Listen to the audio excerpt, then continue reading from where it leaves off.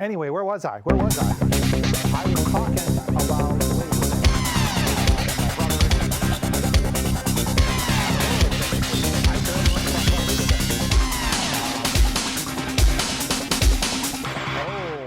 Oh man, I should have been paying attention when the clipboard guy was going through what was. Okay, here's my idea if I run out of topics, and I might because I only have 5 of them. Oh, hi everyone. It's September. You might notice like the first 2 minutes of this show might seem a little stale. That's because we forgot to hit record. And so we started the show, and then someone was like, do you want this show recorded? And I was like, well, it helps with the editing. I mean, not a lot, but it makes the editing possible. It doesn't make the editing happen, but it makes the editing possible if we actually record the show so that we could edit it. But what I said was, welcome to September. It's the first Thursday in September, September 4th. I don't remember what day it is. I could look at my watch, but I have that weird watch face that only has hands on it and doesn't have the date, and I forget how to change it. And now it'd be weird to change it during the show. So it's some day in September. It's got to be less than the 8th because it's the first week of September. And what I was saying is for us, Labor Day is next Monday. We have a big party on Labor Day. If you know who I am, you should come to my party on Labor Day. But you got to know where I live or have a reasonable way to figure out where that is. And plus, you have to have seen this show, which you're not gonna, because it's not gonna be edited by next Monday. So you people missed a party, is all I'm saying. You people missed a good party. And what I'm told is a top-rated establishment, the toppest rated establishment on a list of rated establishments is where my party is happening. And a good time will be had by most. And since I can walk from there to my house, I'll be having some adult beverages, so I'm going to have a good time. Anyway, that's next Monday. That's next Monday, Labor Day. Although, weirdly, 2 things about Labor Day. First of all, I come from Wisconsin. In Wisconsin, they have a rule, which I believe is actually a law, which says you cannot start school before Labor Day. And I assume they have this for 2 reasons. First of all the kids used to work in the farm fields, and they wanted the kids in the farm fields as long as possible. And Labor Day seemed like a good day. Although that doesn't make a lot of sense to me.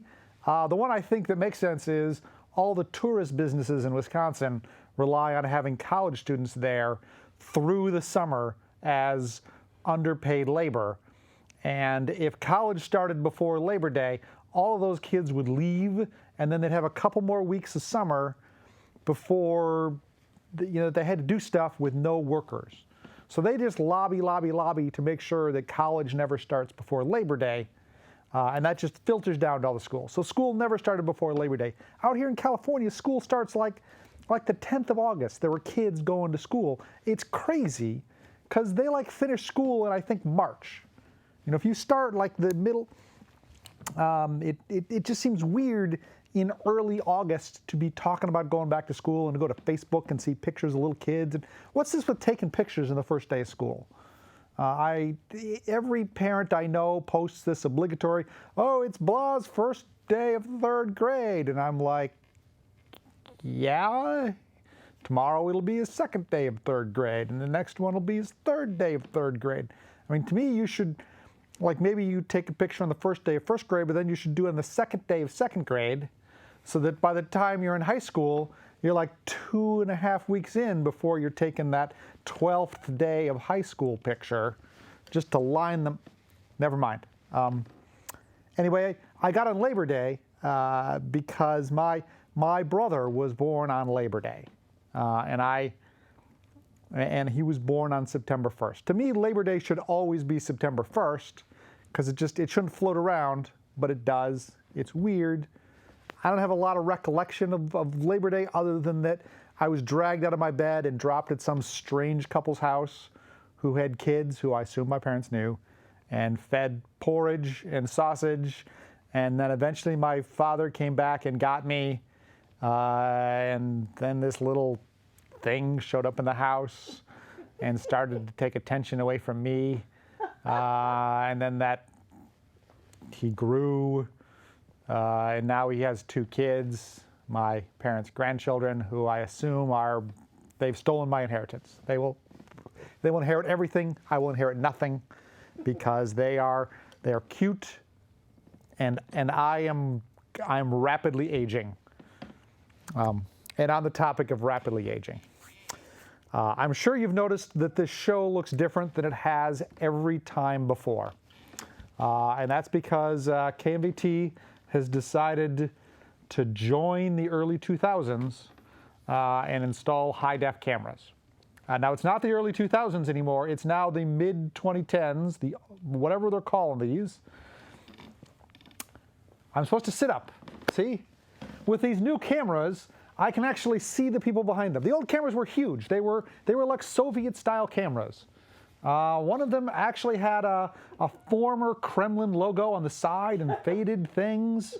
And you could hear the vacuum tubes inside it pop when you panned over something that was too bright. These new cameras are, I'm not going to say svelte. They are nice size for cameras from like 2008, 2010. They are okay for cameras, but they're high def. They're high def. And what that means is, I assume you have a plausibility of actually reading the t-shirts I wear on the show, which never could before, because they'd be too blurry, right? We'd have 720 by whatever, and you'd be zoomed out, and no one would. And for me, what that means is I actually have to not wear t-shirts that have naughty words on them, I guess. Well, I don't have a lot of t-shirts with naughty words on them. I think I only have the one. I have the Science It Works Bitches, which you probably couldn't read that one before. And now, if I wear it, you'll be able to read it. And that whole digression about t-shirts was me avoiding the fact that you are seeing the stuff above the t-shirt in high def. At home, I have suddenly assumed, or suddenly learned, suddenly realized that I am not a terribly attractive person. I've got little pores, I've got tiny little wrinkles, I've got these, after I started losing weight, I got these lines around my face that didn't used to be there. I guess this whole high-def thing remains to be seen, whether it's good or bad. I guess if I really hate it, when I edit the show, I could just put like a 4-layer blur on top of it and make it look really, really staticky. And then you'd be like, wow, this is found TV footage from the 1940s. Put the speckles on it. High def. High def, it was kind of weird how it happened, right? First they announced high def. And then all of a sudden they were like, we're going to start taping TV shows in high def. The one I remember they were going to tape, before I owned a high def television, they were like, we're going to start taping Scrubs and My Name is Earl in high def. And we're going to broadcast it. We're going to put jokes so you can only see in high def. And I was like, that would be hilarious if I had a high def television. And I didn't. So I felt bad because I was missing all the My Name is Earl jokes. And then later I rented the Blu-rays, and I went back and I watched the couple jokes. I remember them talking about it. Like, people would stand at the very edge of the frame and hold up signs you can only read or see in high def. They don't do that anymore. Just everything tapes in high def. But there's this weird gulf, right? Like, you go back 10 or 12 years, none of the TV shows taped in high def. They shot on a high definition video. They're all just 4:3. Some of them were taped 16:9. But a lot of the TV shows from like all the TV shows from the 90s they're just 4:3, and they're this crappy video resolution. And now if you see them on TV, they look really old. But you keep going back. Once you get to like the 1960s, suddenly TV shows from the 60s look great again, because they didn't tape them onto tape. They taped them onto film, and then they transferred the film to tape, and then they broadcast the crappy tape. And now they've gone back and they have remastered from the film. It's like if you go back and watch Batman, Batman looks great, except for the fact that it's really cheesy, because they shot it on film and they just redigitized the film. Like I Love Lucy, right? You can see the original I Love Lucy high def. It's black and white, but what are you going to do? Leave It to Beaver. Not a good show, but very, very clear. Nice grays, nice blacks and whites, good contrast. You compare that to like Three's Company, Also not a good show, virtually unwatchable. And plus, eventually you're like, are the Ropers just idiots? I mean, how could they not understand that he's not? Yeah, that's the other thing. Like the whole premise, now that I come to think of it, is Three's Company is that Jack, wants to get a cheap room, so he wants to move in with the girls. But the Ropers can't have unmarried people living in the same thing, so he has to tell them he's gay. But then being gay is bad in Three's Company. He has to hide it from, like, no one else can know he's gay. Well, he's not gay, but no one else could know it, and the Ropers look down on it. See, today that would never fly today. Like, we had Will and Grace, which I didn't watch, but I'm told it was a good show with that high def. Go to the board, go to the forum. We're going to make a topic for high def to see if we should do things differently. Maybe we'll spruce up the set a little bit. We might paint this thing. We probably won't, but we might put a new coat of paint on whatever the heck this little table thing is, so that it's not as ugly as I'm sure it is. Maybe new chairs, so I can put like a coat of stain in the chair. It's rife with possibilities, people. We'll make a forum post, chime in there. We'll take the top 20 suggestions. We'll try to implement them for the next show or the show after that, is all I'm saying. As you know, I don't see a lot of movies. I get to see about 2 movies a year, maybe 3 if I'm lucky. And we finally went and saw Avengers 2 a couple weeks ago, long after it had been out of the major theaters. We went and saw it at one of those second-run theaters. We call it the cheap theater because it's cheap. And we like it because it's small. We can just drive over there. There's never any lines. It's not hard to find parking. Avengers 2 is one of the big action movies, and the whole idea of an action movie is the action just keeps you moving along, and it keeps you interested and excited. In this case, I got to the end of the Avengers, and even during Avengers, I kept thinking to myself, what the heck is going on in this movie? Like, I could not follow the plot of Avengers, which to me means the action was not action-y enough, or I am now too old to just be attracted to action-y action. But I think it's the first one. I think the action must not have been action-y enough, or here's another possibility. Maybe the action was in fact so action-y, I could not pay attention to the action that was happening. And that left part of my mind open to wonder, why is any of this stupid stuff happening? And I will vaguely summarize for the 4 people that have not seen Avengers 2, Age of Ultron. The Avengers decide to go to Romania or something and recover that stupid staff that Loki had that somehow got stolen again. I mean, there's one thing on Earth that shouldn't get stolen. It's this thing. Someone stole it. And some mad scientist is probing it with a staff proby thing. And they try to steal it back.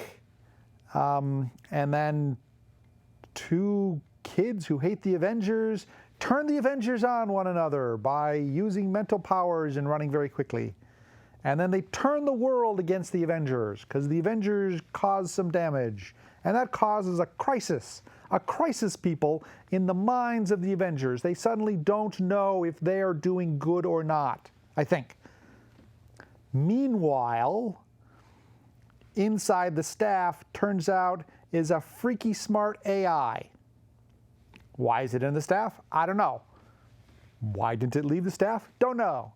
But somehow, the freaky smart AI gets sucked out by the smart guy and sticks itself into a bunch of robots and then decides that the best way to save the planet is to wipe out mankind.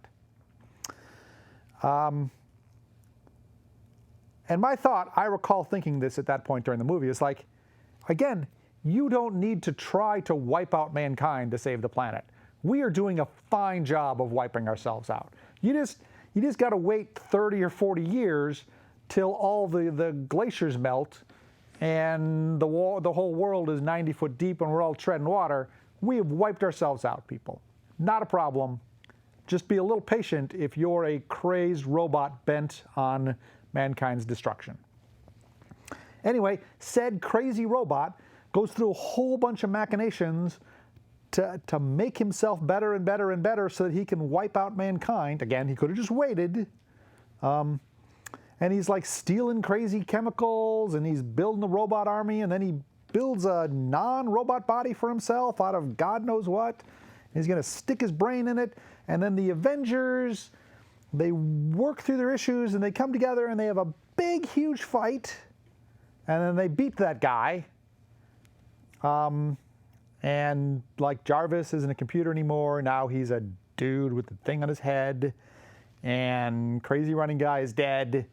And freaky brain whatevering lady is now on the good guy side, and all the Avengers like decide to give up. Like, we've been saving the world for the past 8 years, but now we're going to retire to our homes and do what? Do woodworking?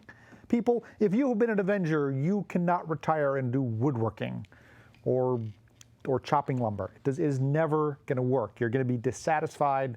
I'm just speaking to the Avengers out there, whoever you are. Once you sign up, you may as well just plan to always be at least on the Avenger will call list. Avengers 2. Again, I had to go to the Wikipedia page and read through it to see if I had misunderstood the script. And I don't think I really misunderstood it. I missed some subtle things. But at the end of it, there's like a, hey, this movie didn't make a lot of sense, just so everyone knows. Like I mentioned, it is the end of summer because it's Labor Day. And summer officially goes from Memorial Day to Labor Day. You start with bratwurst at Memorial Day. You can eat bratwurst during the summer. You have bratwurst on Labor Day, and then summer's over. You don't make bratwurst again until the following year. I always have a lot of big plans. And like by the end of summer, I'm always like, where did all the frickin' time go? And it's kind of a thing in life, right? I'm like, man, maybe we'll get the library cleaned and we can get this done. And no, nothing ever happens. It's just weeks go by, just in the tiniest little things you manage to make happen. And this summer in particular has been very, very busy. We keep having things to go to and events and places we got to go. And we're gonna deep fry some potatoes for this thing, and then we're gonna go help this there, and I gotta go to a library thing there. It's insane, people. John said I should talk about Donald Trump. Jenny Lynn said I should talk about Donald. You're right. I'm sorry, I got confused. Jenny Lynn said I should talk about Donald Trump. John said I should talk about John, essentially. John, I don't know what I was thinking. John did say I should talk about John, or specifically something about John, which I will get. Okay, I'll do it first so I don't forget, because that would make John unhappy. Like if I got to the end of the show and had not talked about John, he would leave here and be unhappy, and then he'd have to go console himself by swiping left on Tinder, or swiping right. I don't know what John does to console himself, but it's something. And I don't want to encourage him to make bad decisions. I don't want to encourage John to make bad decisions. So I'm going to talk about John's thing first. My friend John also has a TV show. He has an award-winning TV show, or rather, he has a TV show which in the past has won awards, but has not won awards recently. So it's a previously award-winning show. I'm not saying it's on the decline, although if you base it on the number of awards it's won lately, you would have to think it must have been better in the past compared to now, because in the past it won awards and now it doesn't. Now, in John's defense, John's TV show has won awards when I have not been the guest. And lately, I have been the guest on John's TV show a lot. So maybe it's not John's show that's bad. Maybe it's just I'm continuing to be bad, but my increased presence has on the net led to his show not winning awards. It also could be he doesn't bother sending them for anymore, because it's occurred to him you can just make up your own awards and give them to yourself. You can buy a nice plaque. You can laser engrave it. It's great. Anyway, I got on John's topic because on one of John's TV shows, for which I was the floor director, so I have a tiny bit of credit here. John did a TV show about that Steve Jobs movie with Ashton Kutcher in it. And he had our friend Steve Wozniak and our friend Dan Kotke and I'm going to say our friend Andy Hertzfeld. I don't know if I can quite call Andy a friend because I think he recognizes me by face, but I doubt he knows my name unless I have recently introduced myself to him. So acquaintance Andy Hertzfeld. He had the three of them on his TV show to talk about this Ashton Kutcher movie, specifically to talk about how wrong it was, how horribly erroneous and incorrect it was. And it was a long show. They spent more time talking about how the Ashton Kutcher movie was wrong than the Ashton Kutcher Steve Jobs movie was. So take that as you will. Anyway, he had these people on his TV show, and he put his TV show up on YouTube, and it has gotten dozens of views. Dozens of people have viewed it. I understand 2 or 3 people have even commented on it. And several of those comments were not horribly trollish. So victory to everyone. But John apparently, like a while ago, got a call or an email or a tweet or something from someone that said, "Hey, I am doing a documentary on Steve Jobs, and I would like to use part of your movie in my documentary." And John said, "What's in it for me?" Again, because that's what John says. John says, "What's in it for John?" Again, why am I talking about John's movie? Because John wants me to. And they said, "We will give you $1."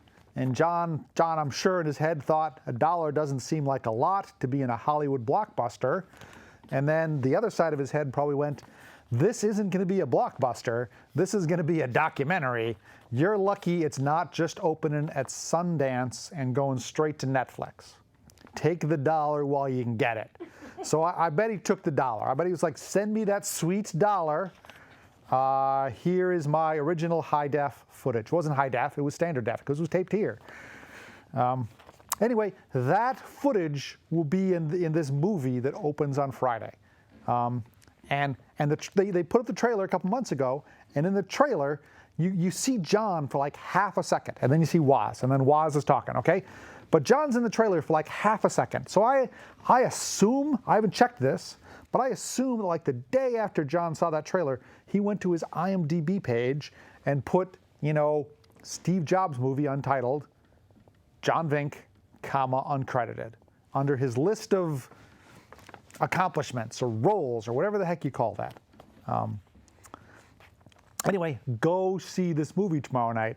We need it to open really huge so that John will not be swiping right on Saturday on Tinder in a fit of unhappiness. Just maybe someone will love me.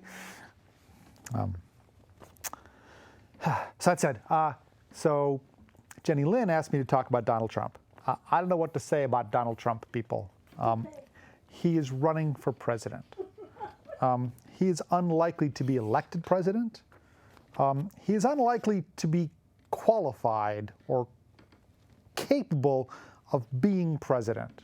I do have some hope that our country is resilient enough against even a person who is not capable of being president. I don't have a lot of evidence to that effect. We had one president that I think did not do a good job and somehow got elected president twice and now paints. He's not a lovely painter, but I'm sure his mother loves him, and that might be enough. Donald Trump is running for president. By the time this is edited and up, he may not still be running for president, because I'm sure he would like to be president. intellectually, I'm not sure really rationally he would like to be president. I think being president is a lot of work, a lot of tedious, boring work that most people do not want to do. I've said this before and I'll say it again. One of the happiest days of my life was when it occurred to me that I was not smart enough to be president. Because up until then, I was really worried. Because I was like, man, I would be a terrible president. This whole world is screwed up. And then I had this flash of insight. There are people smarter than me, and those people might be smart enough to be president. And I'm happy that those people are president and not me. I would not put in enough effort to being president. I would go on vacation all the time or stuff like that. But there are people that do a great job and do it. Anyway, we have like 3 minutes left, I'm told. And I've reached the end of this one piece of paper I wrote things on because I figured out a lot of stuff. But here was my idea. We have 2 minutes left, 2 minutes left. Not much time at all. I'm going to quick check Twitter and see if anyone has tweeted me at all. No one will have tweeted me. No one ever tweets me during the show. But here's my other idea for what to do. Sometimes I go to Yahoo Answers, and I'm like, I'm going to answer the top thing on Yahoo Answers, and it's always stupid. And that's always stupid because it's just a broad... People ask dumb things on Yahoo Answers. So I went to Yahoo Answers and I typed Star Wars in the search box, okay? So I'm going to look at the questions people have about Star Wars because I know stuff about Star Wars. And maybe the people that are asking questions about Star Wars are the kinds of like, when is George Lucas animated Star Wars going to be called? I don't know. Do you think what was the cultural impact of Star Wars? How did the Star Wars original trilogy, the filmmaking industry, what was the cultural impact of Star Wars? This sounds like someone has a paper due. Anyway, here's what the impact was, okay? I was in 4th grade when Star Wars came out, okay? And I went and saw Star Wars in the theater, and before I went in and saw Star Wars, I was a young man who had not seen Star Wars. And a scant 2 hours later, I knew my life had changed. There was a movie, there were guys, there were lightsabers, you could run around, you could chop people with them. It was exciting. It went back and saw it like 7 or 8 times that summer, which was amazing because we did not have a huge amount of money.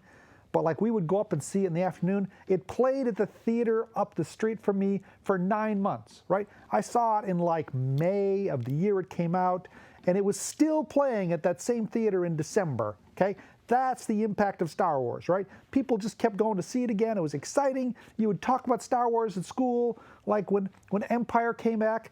Like someone told me, they were like, hey, Keith, Darth Vader is Luke's father. And I was like, no, right? I did not get to see that in the theater. I had some moron tell me that in a garage. And then I had to act like, oh, I don't care. And then go see the movie a couple days later and then not have it be a significant impact on my life is all I'm saying. Not a fan of Ewok. Not a fan of the Ewok. That's good movie. Not as good. Was that actually like the end? Or were there any credits? Does anyone know? It's high def. Can't we squeeze a couple more seconds in? We can just speed it up. And we're taking 60 frames a second. I could play it at 59 frames a second and get an extra 30 seconds out of the show, people, is what I'm saying.